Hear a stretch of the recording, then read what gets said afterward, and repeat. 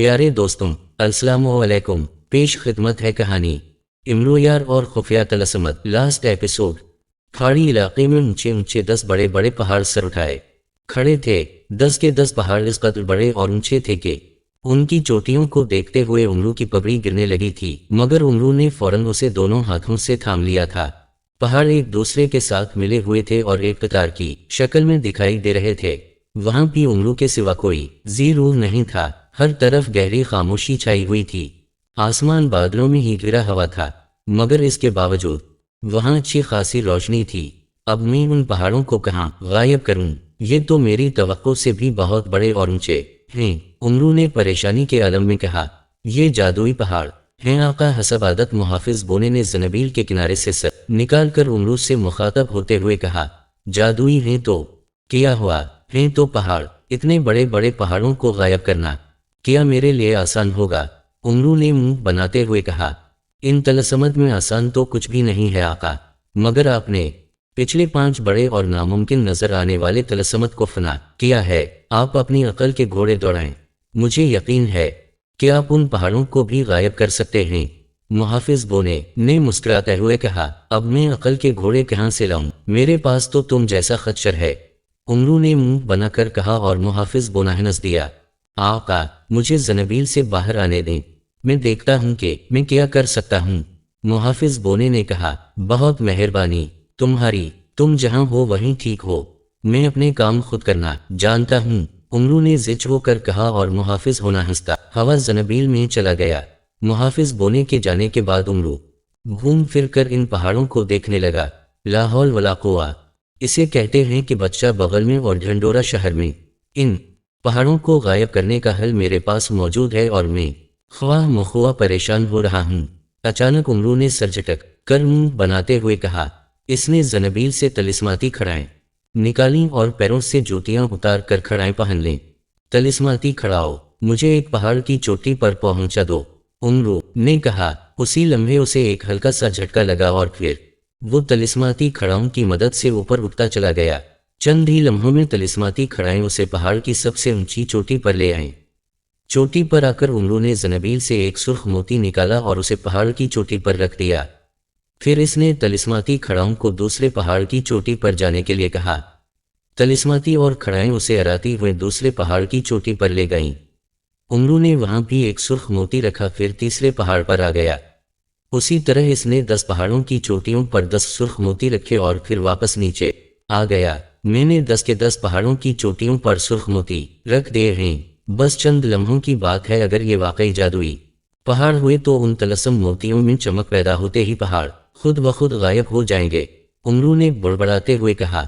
अभी उसने इतना ही कहा था कि अचानक एक पहाड़ की चोटी पर तेज रोशनी सी चुकी और दूसरे लम्हे पहाड़ सुर्ख होता चला गया, जैसे सुर्ख मोती की सुर्खी खून की तरह फैलकर सारे पहाड़ पर आ गई हो। फिर धमाका सा हुआ और पहाड़ यकलखत गायब हो गया।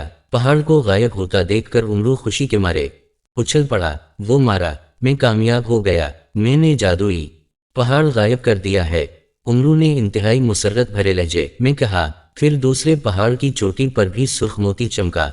सुर्ख रोशनी पूरे पहाड़ पर फैली और चंद ही लम्हों में वहां से दूसरा पहाड़ भी गायब हो गया और उसी तरह चोटियों पर उमरू के रखे हुए तलस्सम सुर्ख मोती चमकते रहे। पहाड़ एक लम्हे के लिए सुर्ख होते और गायब हो जाते।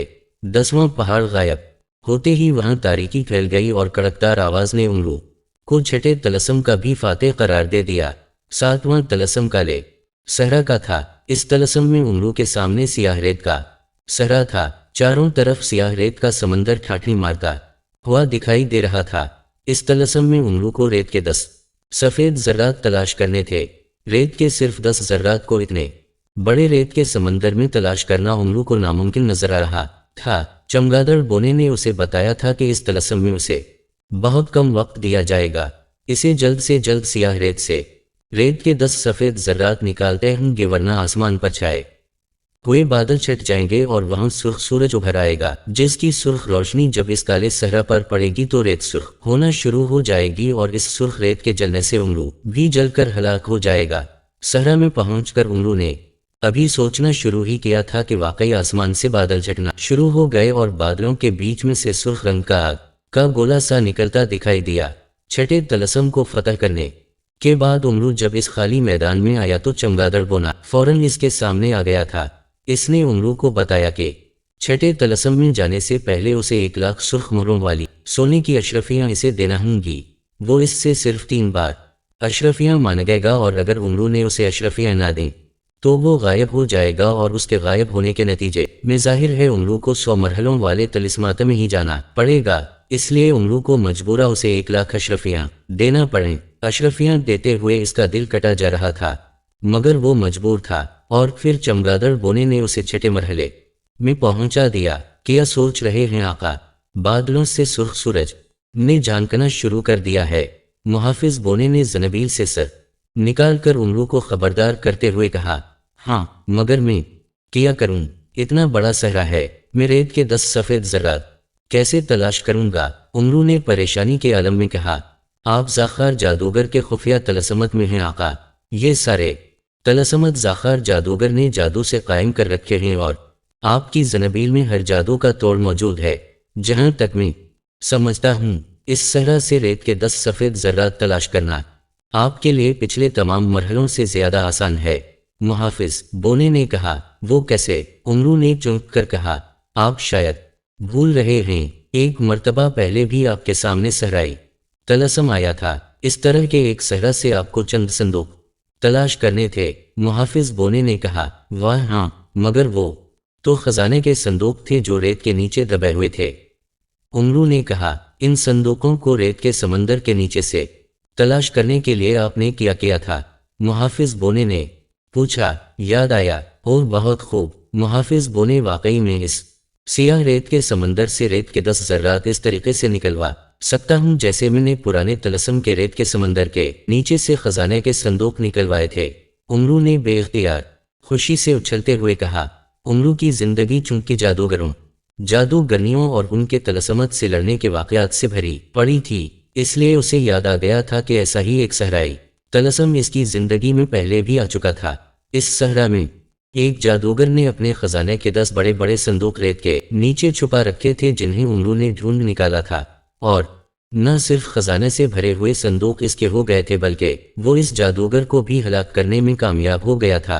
उमरू को ये तो याद नहीं था कि इस तलस्म को फतह किए उसे कितना अरसा बीत चुका है और वो किस जादूगर का तलस्म था, मगर मुहाफिज बोने के याद दिलाने पर उसे ये ज़रूर याद आ गया था कि इसने रेत के सहरा में छपे हुए खजाने के उन संदूकों को कैसे निकाला था। चुनांचे उमरू ने इस तरीके पर अमल करने का फैसला कर लिया। इसने ज़नबील से 10 माश के आटे के पतले निकाले और इन्हें अपना हमशक्ल इमरू यार बनने का हुक्म दिया। पहले फौरन उमरू की शक्ल में आ गए। मेरे हमशक्ल पतलों, जाओ इस रेत के समंदर में घुस जाओ। सियाह रेत के इस समंदर में कहीं रेत के 10 सफ़ेद ज़रात मौजूद हैं, इन्हें ढूंढ लाओ, जाओ जल्दी करो। उमरू ने हमशक्ल पतलों से मुखातब होकर कहा तो पहले फौरन हरकत में आए और वो बिजली की सी तेज़ी से सियाह रेत में घुसते चले गए। फिर रेत में से रेत उड़ने लगी, जैसे हर तरफ तूफान सा आ गया। हमशक्ल पतले नीचे रेत के नीचे तेजी से रेत उछालते हुए इधर इधर बिखर गए थे। इधर आसमान पर सुर्ख सूरज आहिस्ता आहिस्ता बाहर आता जा रहा था और अब इसकी सुर्ख रोशनी फैलना शुरू हो गई थी, जिससे उमरू को सियाह रेत में भी सुर्खी आती दिखाई दे रही थी। जल्दी जल्दी हमशक्ल पतलू, जल्दी से सफ़ेद ज़रात तलाश करो, वरना यहाँ की सारी रेत सुर्ख हो जाएगी और तुम्हारे साथ में भी जलकर राख हो जाऊंगा। उमरू ने हलक़ के बल चीखते हुए कहा और से रेत और ज्यादा तेजी से उछल उछल कर उड़ने लगी।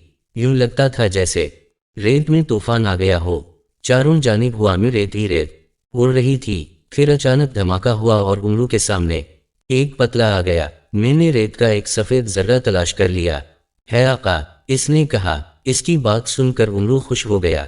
इसने हाथ बढ़ाया तो हमशक्ल पतले ने रेत का एक सफ़ेद ज़र्रा इसकी हथेली पर रख दिया। उसी लम्हे वहां दूसरा पतला आ गया। मैंने भी सफ़ेद ज़र्रा हासिल कर लिया है आका, उसने कहा और उसने भी रेत का एक सफ़ेद ज़र्रा उमरू के हाथ पर रख दिया। फिर वक्फे वक्फे से पतले नमूदार होने लगे और उमरू के हाथ पर सफ़ेद रेत के ज़र्रे रखने लगे, यहाँ तक कि 10वां पतला भी कामयाब होकर आ गया और रेत का 10वां ज़र्रा भी उमरू को मिल गया। उमरू के हाथ में रेत के 10 सफ़ेद ज़र्रे आते ही वहाँ तारीकी फैल गई। उमरू यार को 7वें तलस्म में भी कामयाब करार दिया जाता है। अचानक वही कड़कदार आवाज़ सुनाई दी। आवाज़ सुनते ही उमरू की आंखें चमक उठी थीं। 8वें मरहले में जाने के लिए उमरू मैदान में आया तो अचानक तेज हवा चलने लगी। तेज हवा में जमीन से गर्दो गुबार उड़ना शुरू हो गया। हर तरफ धूल ही धूल दिखाई दे रही थी।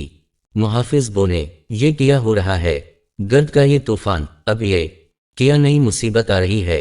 उमरू ने आंखों के आगे हाथ रख कर गर्द से बचते हुए चीख कर कहा, मुझे जनबील से बाहर बुलाएं आका, फिर मैं आपको बताता हूँ।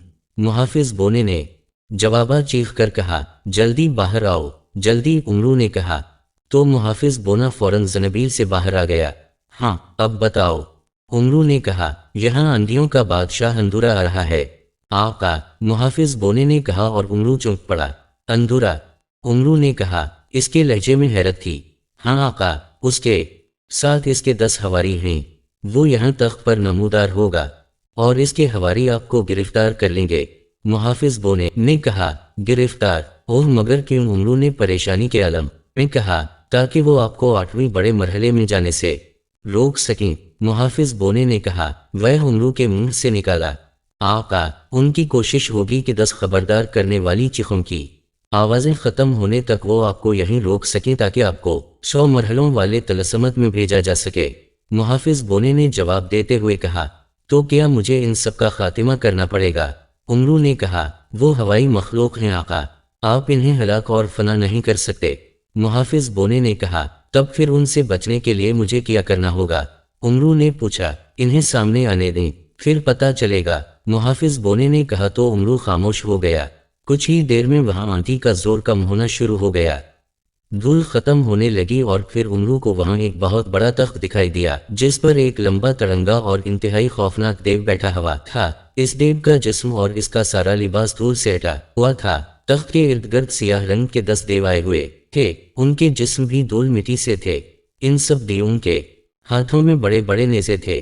पकड़ लो उसे, तख्त पर बैठे देव ने गरजते हुए कहा तो इसका हुक्म मिलते ही सियाह देव फौरन हरकत में आए और इन्होंने फौरन उमरू को अपने घेरे में ले लिया। इन्होंने नेज़ों की अनिया उमरू के जिस्म से लगा दी थीं। आगे बढ़ो, अंधुरा बादशाह तुमसे बात करना चाहता है, एक देव ने उमरू की कमर में नेज़ा चबूते हुए कहा तो उमरू मुंह बनाता हुआ अंधुरा बादशाह के सामने आ गया जो इसे बड़ी बड़ी और खौफनाक नजरों से घूर रहा था।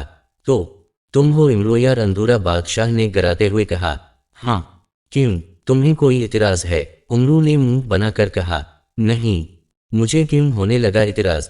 अंधुरा बादशाह ने गारा कर कहा, मुझे क्यों रोक रहे हो?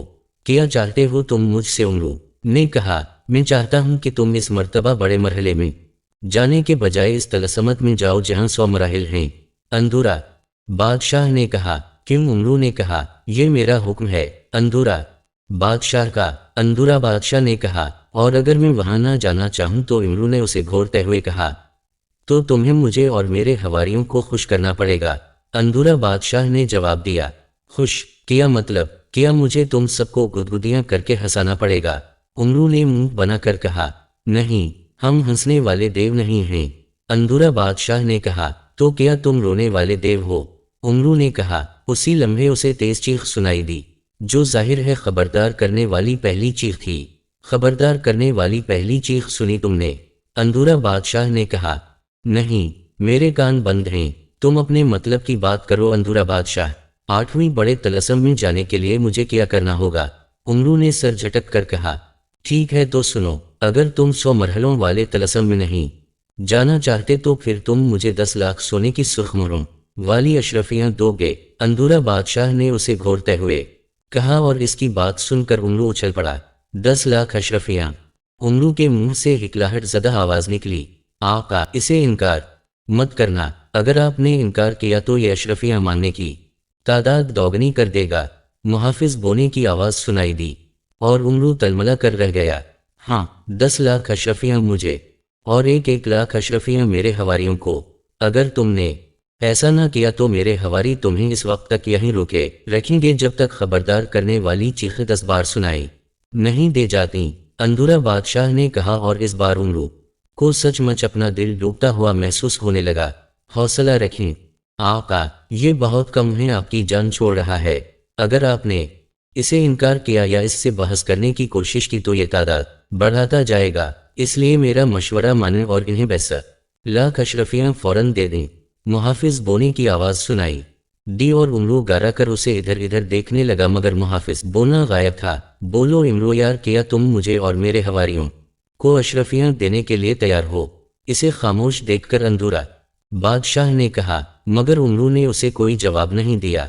वो जबरे भेजता हुआ इंतहाई गजबनाक नजरों से उसे घूर रहा था और अंदर ही अंदर गम की शिद्दत से उसका दिल कटा जा रहा था। पिछले मरहलों से मिलने वाले खजाने भी इसके पास नहीं रहे थे और 7वें मरहले में भी उसे अपने खजाने से 1 लाख अशरफीव से हाथ धोना पड़े थे और अब इसे एक साथ 22 लाख अशरफीव का धचका लगने वाला था। उमरू जैसा कंजूस इंसान जो दूसरों से खजाने ठगना जानता था, आज खुद लटने पर मजबूर हो गया था। इस लम्हे दूसरी बार चीख की आवाज़ सुनाई दी।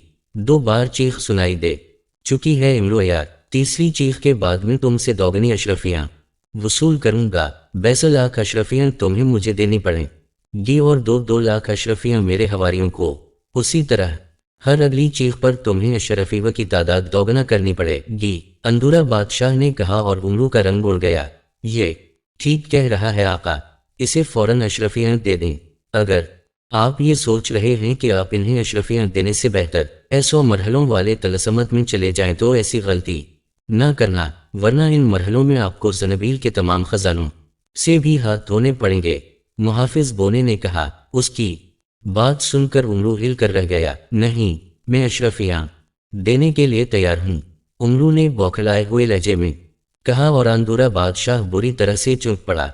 इसके चेहरे पर यह कलखत मायूसी की फैल गई थी, जैसे उमरू के इस तरह सस्ते में छूटने का उसे अफसोस हो रहा हो।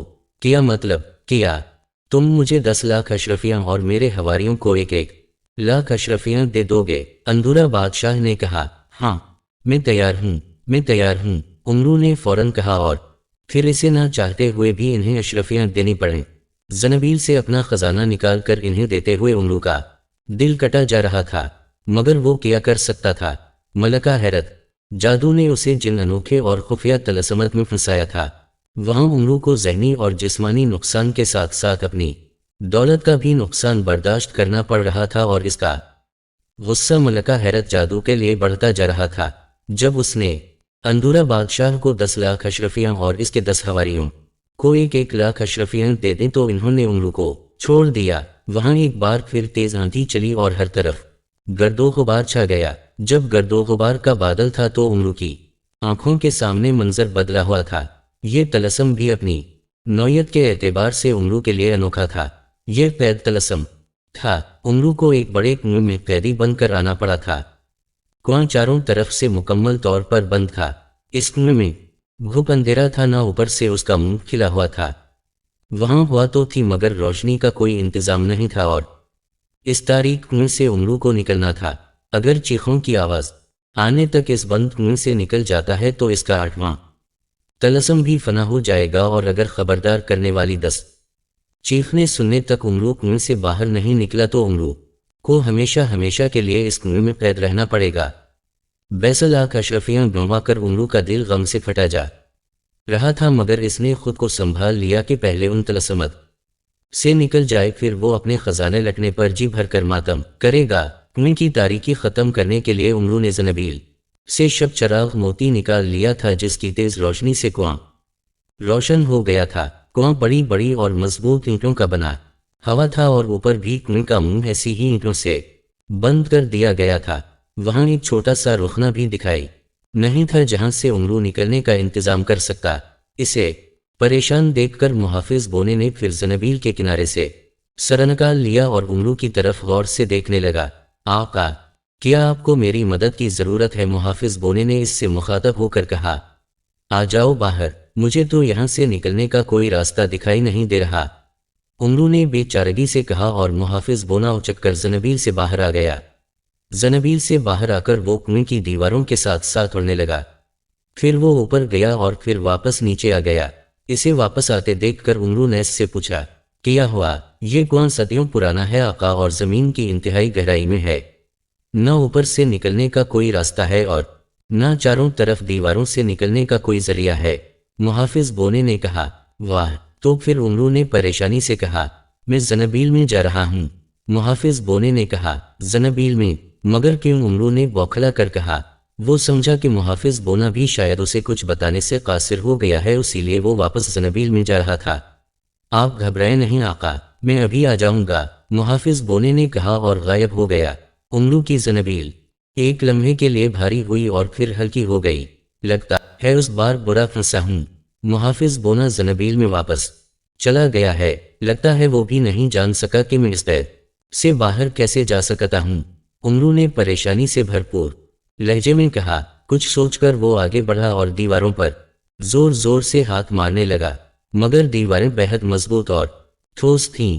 یہ صدیوں پرانا کنواں ہے، مگر صدیوں پرانا ہونے کے باوجود اس کی دیواریں اور دیواروں کی اینٹیں صحیح سلامت اور اچھی حالت میں تھیں، جنہیں کم از کم توڑا نہیں جا سکتا تھا۔ یہاں تو ہوا کی بھی کمی ہے، میں کب تک یہاں پڑا رہوں گا؟ اگر میں نے یہاں سے جلد نکلنے کا انتظام نہ کیا تو یہاں کچھ ہی دیر میں میرا دم گھٹ جائے گا۔ کیا کروں؟ امرو نے سر پر ہاتھ مارتے ہوئے کہا۔ اسی لمحے محافظ بونا اچک کر اس کے سامنے آ گیا۔ تم؟ اسے دیکھ کر امرو نے چونک کر کہا، کیونکہ اس بار محافظ بونے نے اس سے زنبیل سے باہر آنے کی اجازت بھی نہیں مانگی تھی۔ ہاں آقا، یہ لیں، محافظ بونے نے کہا اور اس نے اپنا ننھا ہاتھ امرو یار کی طرف بڑھا دیا، جس پر اس نے سرخ نگینے والی ایک سنہری انگوٹھی تھام رکھی تھی۔ سرخ نگینے والی انگوٹھی؟ یہ تو میری انگوٹھی ہے، اسے زنبیل سے کیوں نکال لائے ہو؟ امرو نے حیران ہوتے ہوئے کہا۔ اس سرخ نگینے والی انگوٹھی کی مدد سے آپ ہزاروں لاکھوں میلوں کا سفر ایک لمحے میں غائب ہو کر پورا کر لیتے ہیں آقا، مگر اس کی انگوٹھی کی مدد سے آپ غائب ہو کر اپنے محل واپس نہیں جا سکتے، کیونکہ آپ زاخار جادوگر کے بنائے ہوئے طلسمت میں ہیں۔ آپ اس کنویں سے نکل جائیں گے مگر رہیں گے طلسمت کے اندر ہی، محافظ بونے نے کہا۔ میں سمجھ گیا، تو تم یہ سرخ نگینے والی انگوٹھی لینے کے لیے زنبیل میں واپس گئے تھے؟ امرو نے کہا، اور محافظ بونے نے مسکرا کر اس بات میں سر ہلا دیا۔ امرو نے فوراً اس سے سرخ نگینے والی انگوٹھی لے لی۔ تم نے یہ انگوٹھی مجھے لا کر دی ہے، اس کے لیے میں تمہارا شکریہ ادا کرتا ہوں محافظ بونے۔ اب میں واقعی اس قید خانے سے باہر جا سکتا ہوں، امرو نے کہا۔ اس نے سرخ نگینے والی انگوٹھی دائیں ہاتھ کی ایک انگلی میں پہن لی۔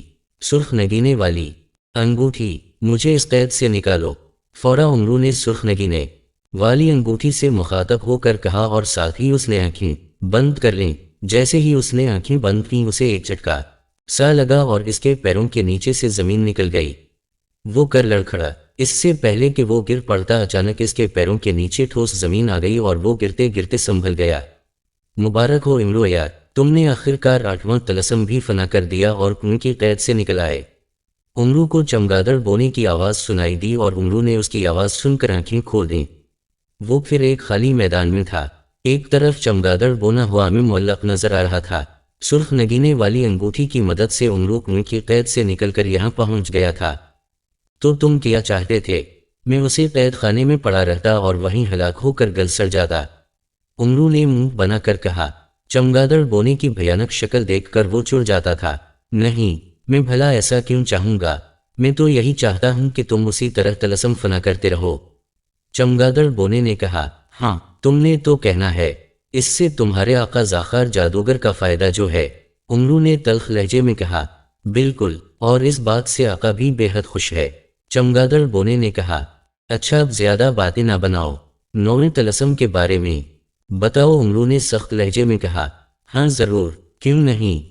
9ویں طلسم میں تمہیں 10 بھیڑیوں کا مقابلہ کرنا ہے۔ بھیڑیے بے حد خطرناک اور خونخوار ہیں، تم انہیں ایک ایک کر کے ہلاک کرو یا ایک ساتھ، اس بار تم پر کوئی پابندی نہیں ہے، چمگادڑ بونے نے کہا۔ بس اس کے علاوہ وہاں اور تو کچھ نہیں ہوگا، امرو نے کہا۔ بھیڑیے خونخوار ہونے کے ساتھ ساتھ منہ سے آگ بھی اگلتے ہیں، تمہیں ان کے منہ سے نکلنے والی آگ سے بھی بچنا ہوگا، چمگادڑ بونے نے کہا۔ اور کچھ؟ امرو نے سر جھٹک کر اور منہ بنا کر کہا۔ زمین پر ہر طرف اس کے علاوہ اس طلسم کی زہریلے کانٹے پھیلے ہوئے ہیں، تمہیں ان کانٹوں سے بھی خود کو بچانا ہوگا، اگر کوئی ایک کانٹا تمہیں چھو گیا تو تم اسی وقت ہلاک ہو جاؤ گے اور خونخوار بھیڑیے تمہاری لاش نوچ کھائیں گے۔ اس طلسم میں جانے سے پہلے اپنی حفاظت کا انتظام کر لینا، ورنہ تم موت سے نہیں بچ سکو گے، چمگادڑ بونے نے کہا۔ اور بھی کوئی بات رہ گئی ہو تو وہ بھی بتا دو، امرو نے منہ بناتے ہوئے اور غصیلے لہجے میں کہا۔ نہیں، بس اتنا ہی ہے، اور ہاں، اس بار جیسے ہی اس طلسم کو فنا کرو گے نہ میں تمہارے سامنے آؤں گا اور نہ ہی یہ کھوپڑیوں والے دائرے۔ 10واں طلسم آقا زاخار جادوگر کا ہے، وہ خود ہی تمہارے سامنے آئیں گے۔ وہاں کیا ہوگا یہ مجھے بھی معلوم نہیں، چمگادڑ بونے نے کہا، اور اس میدان سے نکلنے کے لیے مجھے کیا کرنا پڑے گا؟ امرو نے گارا کر کہا، تم نے اس طلسم میں جانے کے لیے اندورا بادشاہ اور اس کے حواریوں کو 20 لاکھ اشرفیاں دی تھیں، اور تم چونکہ 8 طلسم اپنی طاقت، ذہانت اور عیاری سے ختم کر چکے ہو، اس لیے اب اگلے دونوں طلسم تمہارے لیے معاف کر دیے گئے ہیں۔ اب یہ تمہاری اپنی مرضی پر ہے کہ تم کہاں جانا چاہتے ہو۔ تمہارے سامنے 2 گھوڑے آئیں گے، ایک سیاہ گھوڑا اور ایک سفید گھوڑا۔ سیاہ گھوڑا تمہیں 100 طلسمت کی طرف لے جائے گا اور سفید گھوڑا تمہیں 9ویں یعنی طلسم میں لے جائے گا۔ چمگادڑ بونے نے بھیانک انداز میں مسکراتے ہوئے کہا، اور امرو کو یہ سن کر سکون ہو گیا کہ اب اسے اگلے طلسموں میں جانے کے لیے کسی مصیبت اور پریشانی کا سامنا نہیں کرنا پڑے گا اور نہ ہی اسے اپنی دولت ضائع کرنی پڑے گی۔ چمگادڑ بونا یہ بتا کر غائب ہو گیا۔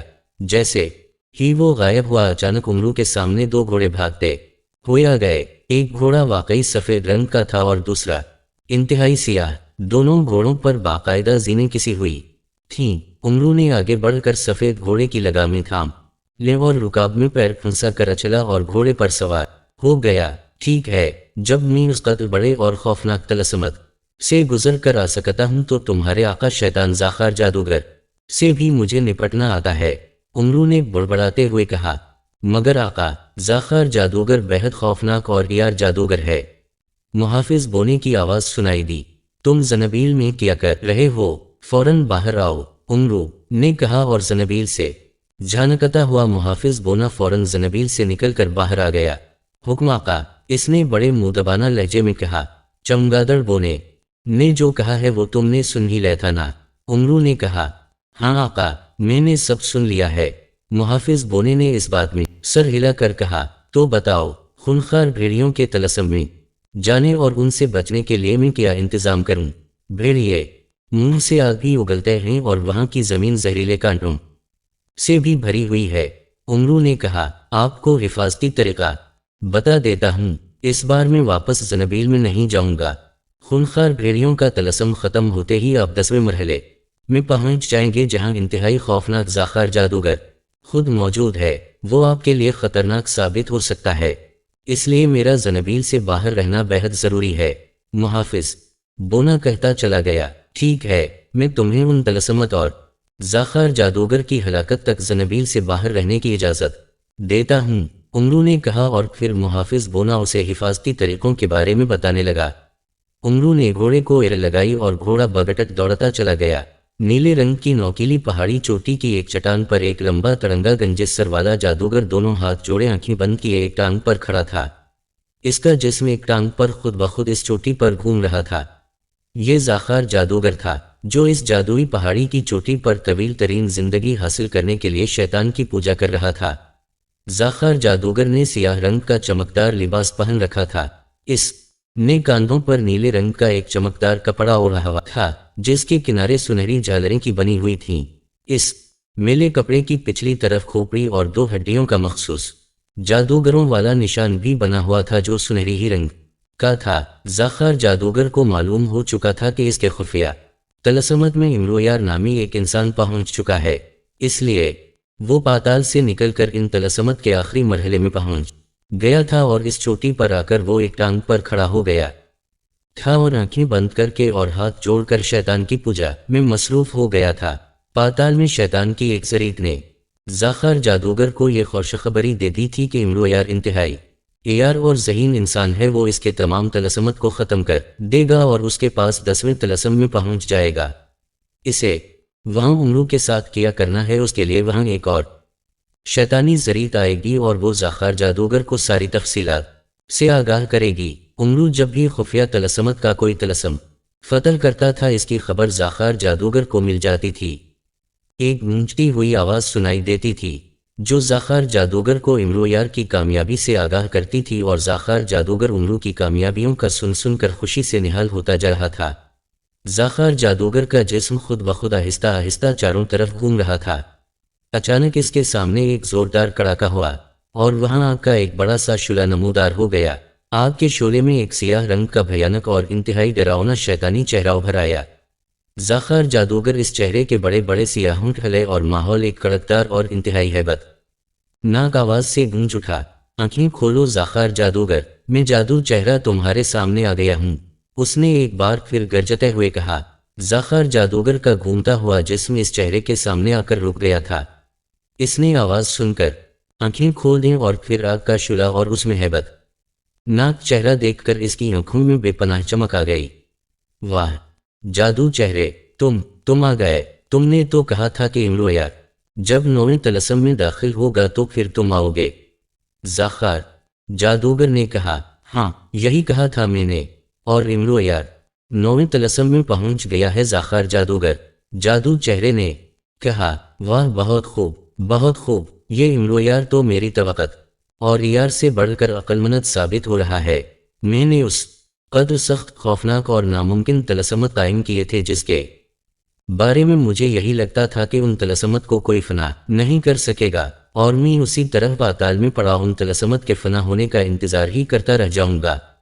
मगर इम्रोयार ने उन तलस्समत में आकर और इन्हें मुसलसल एक के बाद दीगरे फना करते हुए मुझे भी हैरान कर दिया है।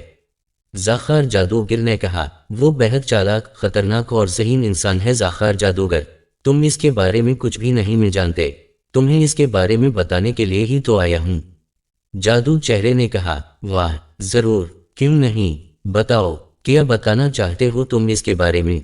ज़ाख़ार जादूगर ने कहा और जादू चेहरा उसे इम्रोयार के बारे में और उसके कारनामों के बारे में बताना शुरू हो गया। इम्रोयार के बारे में सब कुछ सुनकर ज़ाख़ार जादूगर का चेहरा हैरत से बिगड़ कर रह गया था।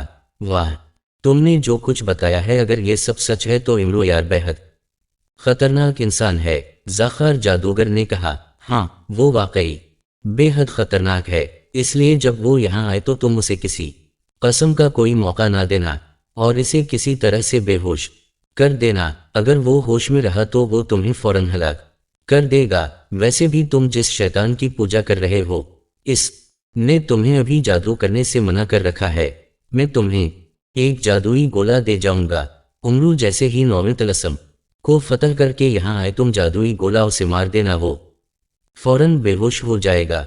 जादू चेहरे ने कहा, वाह ठीक है, मैं वैसा ही करूंगा जादू चेहरे, जैसा तुम मुझसे कहोगे। ज़ाख़ार जादूगर ने कहा, जब इम्रोयार बेहोश हो जाए तो तुम उसे दोनों हाथों में उठाकर अंधी वादी में ले जाना। अंधी वादी में जाकर तुम राजम देव को आवाज देना। राजम देव गंजे सर वाला एक ताकतवर और खौफनाक देव है। वो जर्द और भूरा देव गर्द उड़ाता हुआ आएगा। इसके एक हाथ में बड़े शैतान की पुजारन बोनी होगी।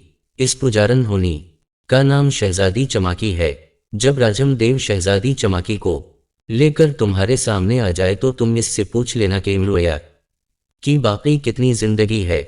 शहजादी चमाकी न सिर्फ तुम्हें उम्रू की जिंदगी के बाकी दिनों के बारे में बता देगी, बल्कि वो तुम्हें ये भी बता देगी कि इम्रोयार की जिंदगी के दिनों के बदले में तुम्हें कितने सालों की जिंदगी दी गई है। फिर इम्रोयार को हलाक करने के लिए जैसा शहजादी चमाकी कहेगी, तुम्हें इसकी हिदायत पर अमल करना पड़ेगा। जादुई चेहरा कहता चला गया, वाह क्या तुम्हें उम्मीद है कि उम्रू की बाकी जिंदगी के बदले में मुझे हजारों साल की जिंदगी मिल जाएगी। ज़ाख़ार जादूगर ने जादू चेहरे की तरफ उम्मीद भरी नजरों से देखते हुए कहा कि उसके बारे में तुम्हें शहजादी चमाकी ही बताएगी। जादू चेहरे ने सपाट लहजे में कहा, मुझे बताया गया है कि इम्रोयार एक बुरा इंसान है। अगर इस बुरे की जिंदगी के सिर्फ चंद ही दिन बाकी हुए तो ज़ाख़ार जादूगर ने तशवीश भरे लहजे में कहा, जो भी होगा तुम्हें पता चल जाएगा। अब तुम हाथ आगे बढ़ाओ ताकि मैं तुम्हें इम्रोयार को बेहोश करने के लिए जादुई गोला दे दूं। जादुई चेहरे ने उसी अंदाज में कहा और ज़ाख़ार जादूगर ने होंठ भैंच कर अपना एक हाथ आगे कर दिया। जादुई चेहरे ने मुंह चलाया और फिर पूरा मुंह खोलकर ज़ाख़ार जादूगर के हाथ की तरफ फूंक मार दी। इसके मुंह से सियाह रंग का एक गोला सा निकलकर ज़ाख़ार जादूगर की हथेली पर आ पड़ा। क्या ये गोला मुझे उम्रू के जिस्म पर मारना है?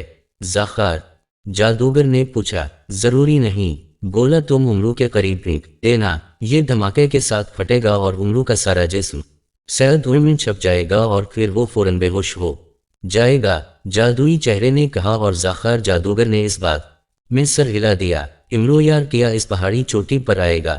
زاخار جادوگر نے پوچھا. نہیں, نواں طلسم فنا کرتے ہی وہ اس پہاڑی کے پاس نمودار ہوگا, تم نیچے جا کر چھپ جاؤ. جیسے ہی امرو یار نمودار ہو, بغیر وقت ضائع کیے یہ گولا اس کی طرف پھینک دینا. میں تمہیں پھر بتا رہا ہوں, اگر امرو یار بے ہوش نہ ہوا تو وہ تمہیں ہلاک کرنے میں ایک لمحے کی بھی دیر نہیں لگائے گا. جادوئی چہرے نے اسی طرح کڑکدار لہجے میں کہا. ہاں, میں سمجھ گیا ہوں. میں امرو یار کو ایسا کوئی موقع نہیں دوں گا کہ وہ مجھے نقصان پہنچا سکے. میں یہ سیاہ گولا اس پر پھینک کر اسے فوراً بے ہوش کر دوں گا. زاخار جادوگر نے کہا. جادوئی چہرے نے کہا. میں جا رہا ہوں. زاخار جادوگر نے اس بات میں سر ہلا دیا. جادوئی چہرہ شعلے میں غائب ہوا اور پھر جلتا ہوا شعلہ یکلخت بجھ گیا اور وہاں ہلکا سا دھواں پیدا ہوا اور وہ بھی ہوا میں تحلیل ہوتا چلا گیا. زاخار جادوگر شعلے کو غائب ہوتا دیکھ کر جادو سے فوراً غائب ہو کر پہاڑی سے نیچے آ گیا, ایک بڑی سی غار میں چھپ گیا اور امرو یار کے وہاں آنے کا انتظار کرنے لگا. 10 بھیڑیے واقعی بہت خطرناک اور خونخوار تھے. ان کے وجود جنگلی شیروں سے کسی بھی طرح کم نہ تھے. ان کے بال سیاہ, لمبی تھوتنیاں اور بڑی بڑی سرخ آنکھیں تھیں. ان بھیڑیوں کے دانت بہت لمبے اور نوکیلے تھے جو ان کے منہ سے باہر جھانک رہے تھے. دانتوں کی طرح ان کے پنجے بھی بہت بڑے اور نوکیلے تھے. ان بھیڑیوں کے منہ سے آگ کے شعلے نکل رہے تھے. زمین پر ہر طرف کیلوں کی طرح لمبے لمبے اور نوکیلے کانٹے ابھرے ہوئے تھے. امرو یار ان کانٹوں کے درمیان والی جگہ پر ٹانگیں پھیلائے ان بھیڑیوں کو دیکھ رہا تھا. اس کے ہاتھ میں ڈھال ابراہیمی اور تلوار حیدری تھی. محافظ بونے کے مشورے پر عمل کرتے زہر شکن گولی ہوئے اس نے کھائی تھی. اب اگر کوئی زہریلا کانٹا اسے چبھ جاتا تو اس کا اثر اسے نہیں ہو سکتا تھا. پھر بھی احتیاط کے طور پر اس نے پیروں میں سنہری جوتیاں پہن لی تھیں جن سے کانٹا نکل کر اس کے پیروں میں چبھ نہیں سکتا تھا. اس کے ساتھ ساتھ امرو نے منہ میں زبان کے نیچے چاندی کی ٹھنڈی گولی بھی رکھ لی تھی تاکہ وہ بھیڑیوں کے منہ سے نکلنے والی آگ سے محفوظ رہ سکے. اور اس نے دائیں ہاتھ کی انگلی میں جادو شکن انگوٹھی بھی پہن لی تھی. گھوڑا دوڑتا ہوا دور پہاڑی علاقے میں آ گیا تھا اور ایک درے سے گزر کر وہ امرو کو یہاں لے آیا تھا. امرو جیسے ہی گھوڑے سے اترا گھوڑا پلٹ کر واپس بھاگ گیا اور اس کے جاتے ہی 10 خونخوار بھیڑیے امرو کے سامنے آ گئے. بھیڑیے امرو کے دائیں بائیں اور سامنے کھڑے تھے. ان کی سرخ سرخ زبانیں باہر نکلی ہوئی تھیں اور ان کے حلقوں سے خوفناک گراہٹیں نکل رہی تھیں. پھر اچانک ایک بھیڑیے کے منہ سے آگ کی دھار ہی نکل کر امرو یار کی طرف بڑھی. اس لمحے دوسرے بھیڑیوں نے بھی امرو یار پر آگ برسانا شروع کر دی. آگ کی لپیٹیں امرو سے ٹکرائیں مگر امرو نے چونکہ زبان کے نیچے چاندی کی ٹھنڈی گول رکھی ہوئی تھی اس لیے اس پر آگ کا کوئی اثر نہیں ہوا تھا. آگ اس کے کپڑوں کو بھی نہیں جلا سکی تھی. بھیڑیے چند لمحے اس پر آگ برساتے رہے مگر امرو پر جب آگ کا اثر نہ ہوا تو ایک بھیڑے نے حلقے سے زوردار آواز نکالی اور یکلخت بھاگتا ہوا چلا اور انتہائی برق رفتاری سے امرو یار کی طرف بڑھنے لگا. آگے آ کر اس نے اچانک ایک لمبی چھلانگ لگائی اور اڑتا ہوا امرو کی طرف آیا. امرو نے فوراً ڈھال ابراہیمی اس کے سامنے کر دی. بھیڑیا زور سے ڈھال ابراہیمی سے ٹکرایا اور بری طرح سے چیختا ہوا نیچے جا گرا. اس سے پہلے کہ وہ اٹھ کر امرو یار پر دوبارہ حملہ کرتا, امرو نے لپک کر اس کے سر پر تلوار حیدری کا وار کر دیا. بھیڑیے کا سر کٹ کر 2 حصوں میں تقسیم ہو گیا. جیسے ہی بھیڑیے کا سر 2 حصوں میں تقسیم ہوا اس کا جسم یکلخت مٹی کا ڈھیر بن کر ٹوٹتا ہوا گرتا چلا گیا. یہ دیکھ کر باقی بھیڑیوں نے سر اٹھائے اور ایک ساتھ نہایت بھیانک آوازوں میں چیخنا شروع کر دیا. پھر ایک اور بھیڑیا منہ سے آگ اگلتا ہوا امرو کی طرف آیا. امرو نے اسے تلوار مارنی چاہی مگر بھیڑیے نے اپنے جسم کو جھکلا دے کر اچھلتے ہوئے امرو پر حملہ کرنے کی کوشش کی مگر امرو بھی ہوشیار تھا. وہ فوراً ایک پیر پر گھوم گیا اور بھیڑیا جیسے ہی اس کے قریب سے گزرنے لگا اس کی تلوار چلی اور بھیڑیا 2 حصوں میں کٹ کر نیچے جا گرا اور نیچے گرتے ہی مٹی ہو گیا. اب تو جیسے باقی بھیڑیوں کا غصے سے برا حال ہو گیا. وہ امرو یار پر آگ برساتے ہوئے ایک ساتھ حملہ آور ہو گئے اور انہوں نے اچھل اچھل کر امرو پر حملے کرنا شروع کر دیے. وہ امرو یار کو چاروں طرف سے گھیرنے کی کوشش کر رہے تھے مگر امرو تیزی سے ادھر ادھر اچھلتا ہوا خود کو ان کے حملوں سے بچا رہا تھا. بھیڑیے اسے پنجے مارتے ہوئے شاید زمین پر موجود زہریلے کانٹوں پر गिराना चाहते थे, मगर उमरू उनसे ज्यादा होशियार था। वो ढाल और तलवार की मदद से न सिर्फ खुद को उनके पंजों और दांतों से बचा रहा था, बल्कि उन पर तलवार से जवाबी हमले भी कर रहा था। इसकी तलवार जिस भेड़िए से टकराती, वो भेड़िया फौरा मिट्टी का ढेर बन जाता। अब उमरू के मुकाबले में 7 भेड़िए थे जो अपने 3 साथियों के मरने पर और ज्यादा खूनखार हो गए थे। इन्होंने पूरी कुव्वत से छलांगें लगा कर उमरू पर हमले करने शुरू कर दिए थे। उनके हमले इस कदर तेज थे कि उमरू को उन पर जवाबी वार करने का मौका ही नहीं मिल रहा था। वो बस ढाल अबराहीमी आगे पीछे करता हुआ खुद को उनके हमलों से बच रहा था। अचानक एक भेड़िए ने उसके करीब आकर इसकी टांग दांतों में दबोचना चाही। उमरू फौरन उछलकर एक तरफ हट गया और साथ ही उसने पूरी कुव्वत से तलवार घुमाई और खींच की आवाज के साथ भेड़िए की गर्दन कटकर दूर जा गिरी। भेड़िए का सर और धड़ जमीन पर गिरा और मिट्टी में तब्दील हो गया। दाएं तरफ से 2 और भेड़ियों ने उमरू पर हमला करने की कोशिश की थी, मगर उमरा पूरी तरह से होशियार था। जैसे ही भेड़िए इसके नजदीक आए, उमरू तेजी से उनकी तरफ मुड़ गया। इसने टांग मारकर एक भेड़िए को दूर उछाल दिया और दूसरे भेड़िए की एक आंख में तलवार घसीट दी। भेड़िए के हलका से खौफनाक आवाज निकली और वो वहीं मिट्टी का ढेर बन गया। 5 भेड़ियों ने अपने साथियों के फना होने की परवाह न की थी और वो उसी तरह से उछल कर और बुरी तरह से चीखते हुए उमरू पर हमले कर रहे थे। उमरू ने तलवार हैदरी का भरपूर इस्तेमाल करते हुए 2 और भेड़ियों को मिट्टी का ढेर बना दिया था। अब उसके मुकाबले पर सिर्फ 3 भेड़िए थे। अचानक तीनों भेड़िए एक साथ उछले और उड़ते हुए उमरू की तरफ आए। उमरू इन्हें अपनी तरफ आते देखकर फौरा नीचे झुक गया। भेड़ियों ने चूंकि इस पर ऊंची छलांगें लगाई थीं, इसलिए उनमें से 2 भेड़िए उमरू के ऊपर आपस में टकरा गए, जबकि एक भेड़िया जैसे ही उमरू के ऊपर से गुजरा, उमरू ने इसके पीठ में तलवार घोंप दी। भेड़िया मिट्टी में तब्दील हवा और वो मिट्टी उमरू को अपने जिस्म पर गिरती महसूस हुई। आपस में टकराने वाले दोनों भेड़िए उमरू के करीब ही गिरे थे। वो यकलखत तरफ कर उठे और एक भेड़िया उमरू की टांग से टकराया। इससे पहले कि वो अपने नोकीले दांत उमरू की टांग में गाड़ता, उमरू ने फौरन तलवार हैदरी घुमाकर उसे मार दी। भेड़िया मिट्टी का ढेर बना ही था कि दूसरा भेड़िया इसके पहलू से टकरा गया। उमरू को एक जोरदार झटका लगा। वो दाएं तरफ झुक गया, इससे पहले कि वो जमीन पर मौजूद जहरीले कांटों पर गिरता। उसी लम्हे इसके दाएं तरफ मुहाफिज बोना जाहिर हुआ और उसने दोनों हाथ उमरू के दाएं कंधे पर रख दिए और उमरू को यूं महसूस हुआ जैसे मुहाफिज बोने के ताकतवर हाथों ने उसे गिरने से रोक लिया हो। वो तेजी से सीधा हो गया। आका बैठ जाएं। अचानक मुहाफिज बोने ने बुरी तरह से चीखते हुए कहा। उसकी आवाज सुनकर उमरू तेजी से मुड़ा और उसे भेड़िया अपने सर पर आता महसूस हुआ। उमरू का तलवार वाला हाथ बेख्तियार ऊपर उठ गया और फिर बस उमरू को हर तरफ मिट्टी ही मिट्टी गिरती नजर आई थी।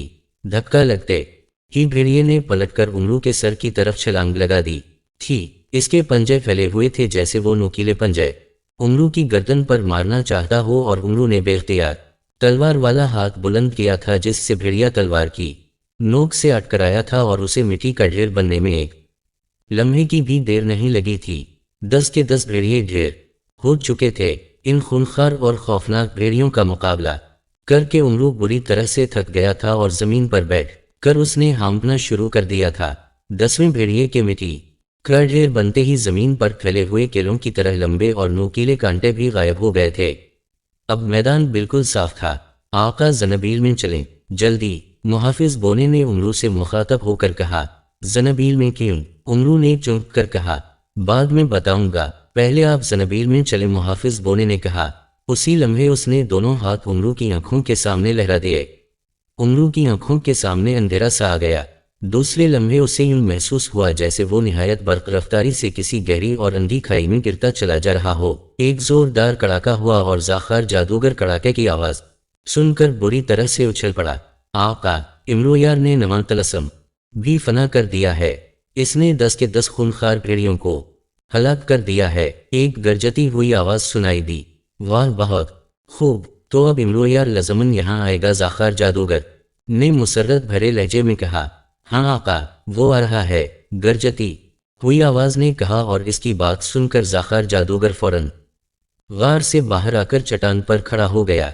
जादुई चेहरे का دیا ہوا سیاہ دھوئیں کا گولا اس کے گیبی ہاتھ میں تھا۔ کہاں ہے امرو یار زاخار جادوگر نے بےتابی سے ادھر ادھر دیکھتے ہوئے کہا۔ اس لمحے اچانک اس کے سامنے دھماکہ سا ہوا اور دوسرے لمحے اچانک اس کے کچھ فاصلے پر ایک دبلا پتلا اور کھجور جیسی شکل والا بوڑھا انسان نمودار ہو گیا۔ اس نے سرخ رنگ کا لباس پہن رکھا تھا، اس کی شلوار سفید تھی اور اس کے پیروں میں سنہری جوتیاں تھیں۔ سر پر زرد رنگ کی پگڑی بندھی ہوئی تھی اور اس کے بائیں کاندھے پر ایک بڑا سا بھورے رنگ کا تھیلا لٹک رہا تھا۔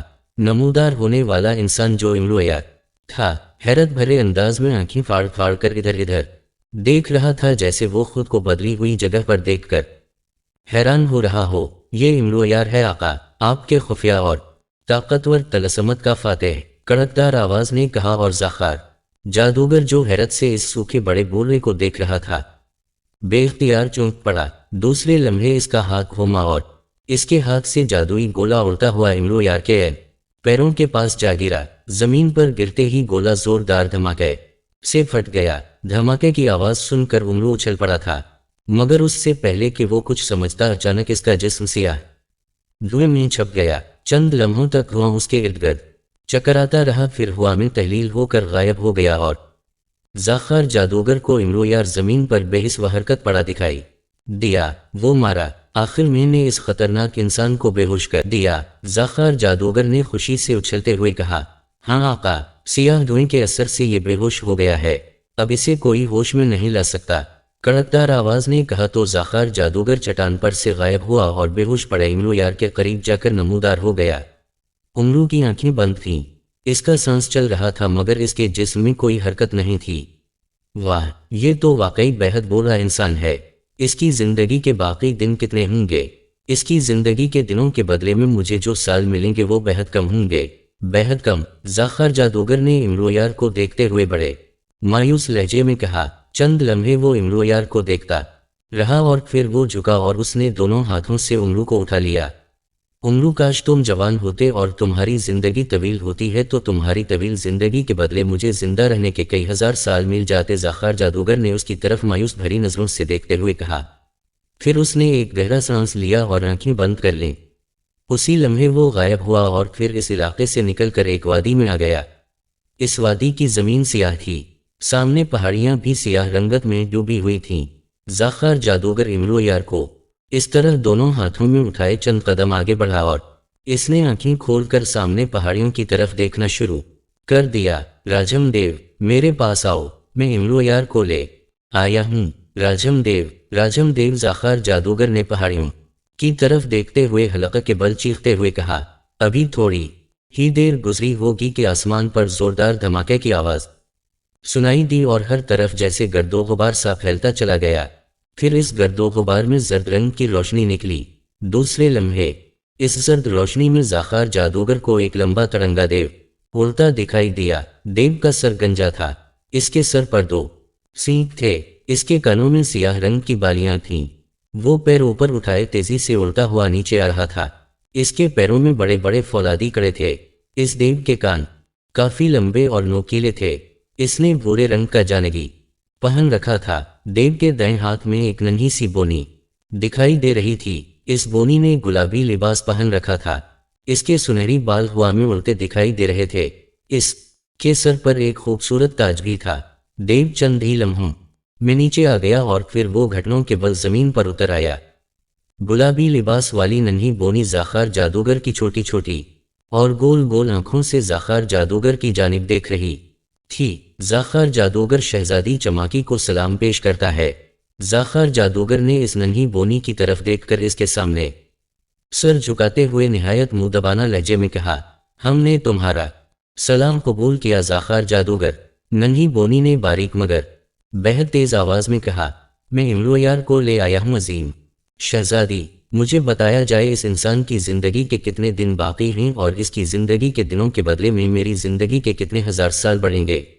زاخار جادوگر نے کہا۔ شہزادی چماکی غور سے امرو کی طرف دیکھ رہی تھی۔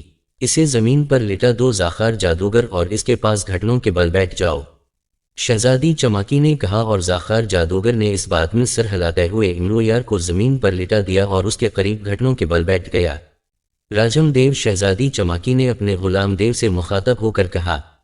حکم شہزادی صاحبہ، راجم دیو نے کڑکدار آواز میں کہا، مگر اس کا لہجہ بےحد مؤدبانہ تھا۔ زاخار جادوگر کو شیطانی تلوار دی جائے۔ شہزادی چماکی نے کہا، جو حکم عظیم شہزادی، راجم دیو نے کہا۔ اس نے فضا میں ہاتھ مارا تو اچانک اس کے ہاتھ میں سیاہ رنگ کی ایک بڑی سی تلوار آ گئی۔ اس نے تلوار زاخار جادوگر کی طرف بڑھا دی۔ زاخار جادوگر نے اس سے تلوار لے لی۔ زاخار جادوگر، یہ تلوار اس آدم ذات کی گردن پر چلا کر اسے ذبح کر دو۔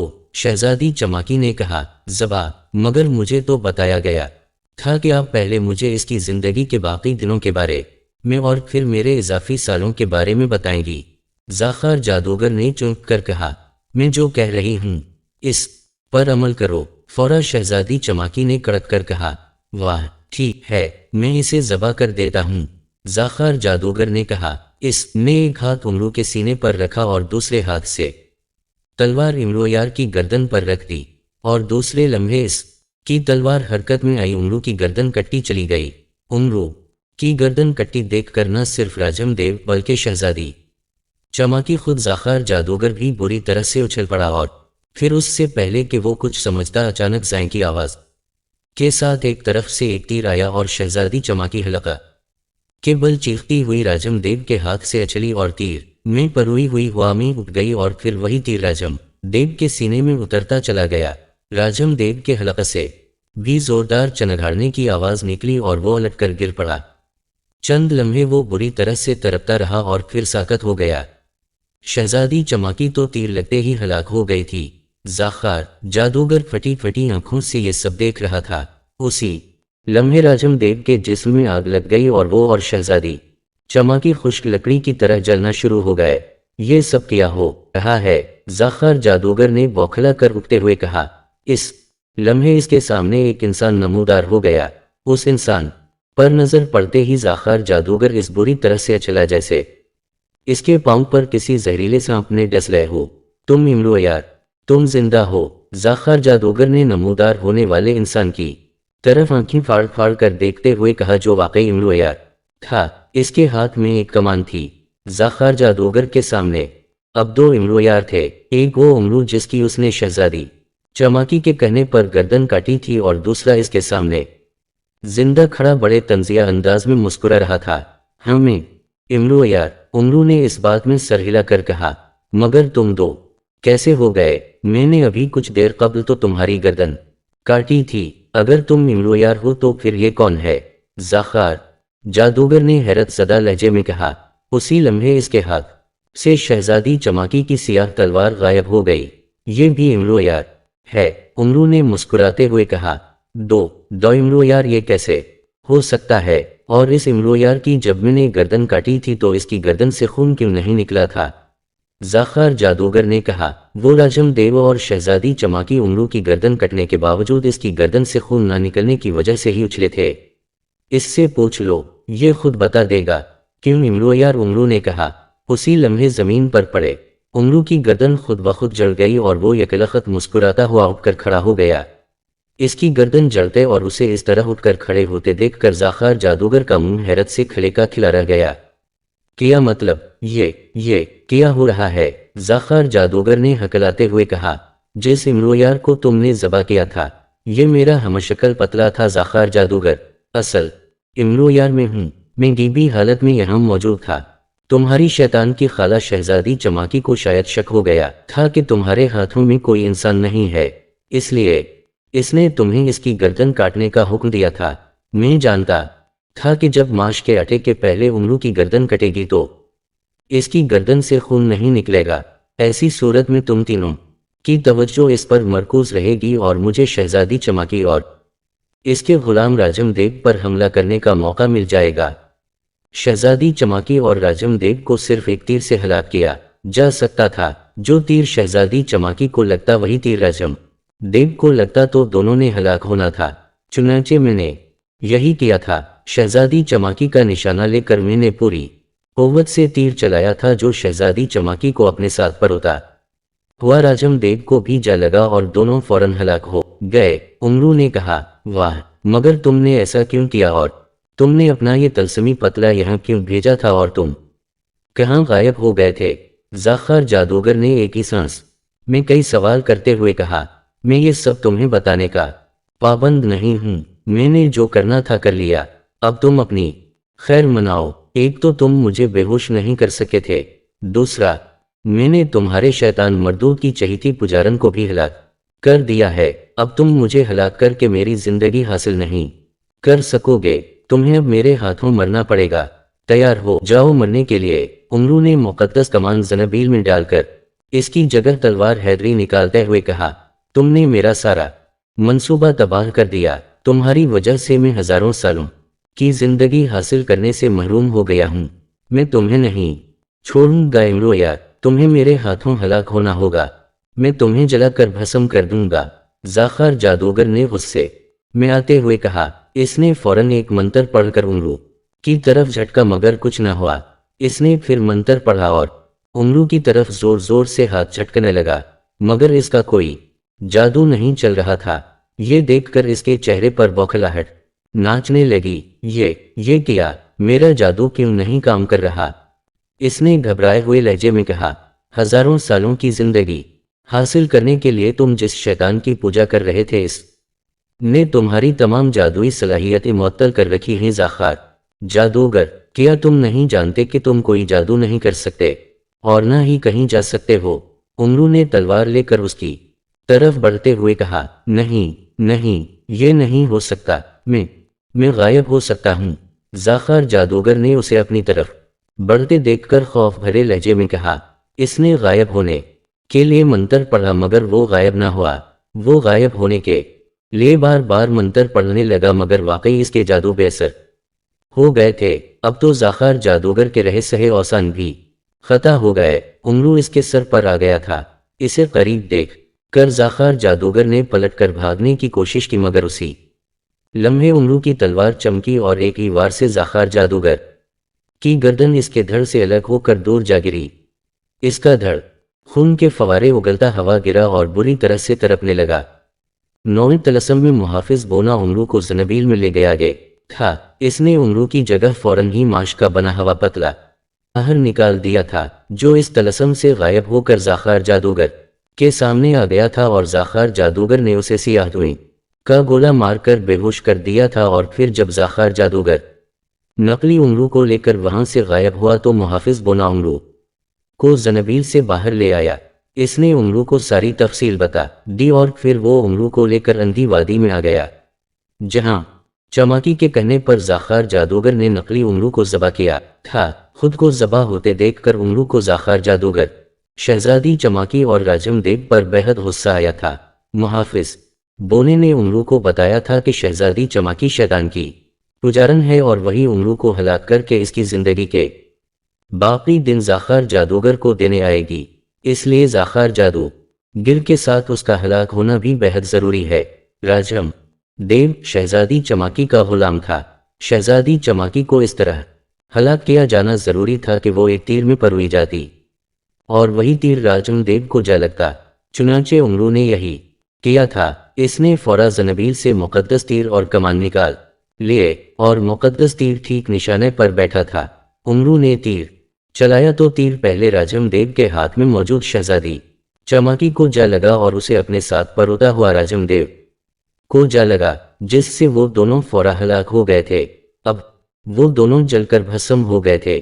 محافظ بونے نے امرو کو یہ بھی بتایا تھا کہ اب ذاکر جادوگر اس پر کسی قسم کا کوئی جادو نہیں کر سکے گا۔ نئی زندگی حاصل کرنے کے لیے اس نے اپنے تمام جادو امانتیں شیطان کے پاس جمع کرا دیے تھے۔ اس طرح امرو کے لیے ذاکر جادوگر کو ہلاک کرنا آسان ہو جائے گا، اور وہی ہوا تھا۔ ذاکر جادوگر واقعی امرو پر کوئی جادو نہیں کر سکا تھا، جس کے نتیجے میں امرو نے اس کا سر کاٹ دیا تھا۔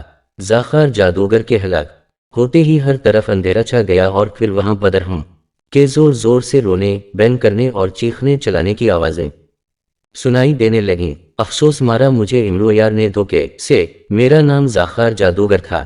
اچانک ذاکر جادوگر کی روتی ہوئی آواز سنائی دی اور پھر یکلخت ہر طرف خاموشی چھا گئی۔ چند ہی لمحوں میں اندھیرا ختم ہو گیا اور امرو نیز آخر جادوگر راجن دیو اور شیطان کی پجارن شہزادی چمکی کی وہاں جلی ہوئی لاشیں دیکھیں۔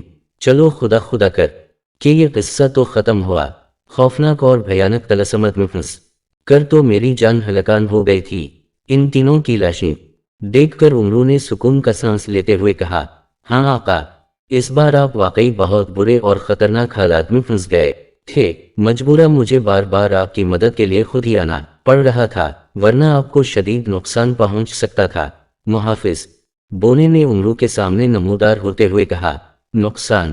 اس سے بڑا میرا اور نقصان کیا ہو سکتا ہے کہ اتنا سب کچھ کرنے کے باوجود میرے ہاتھ کچھ بھی نہیں آیا ہے، بلکہ ان طلسمت میں بلا وجہ مجھے اپنی لاکھوں سونے کی سرخ مہروں والی اشرفیت سے بھی ہاتھ دھونے پڑے۔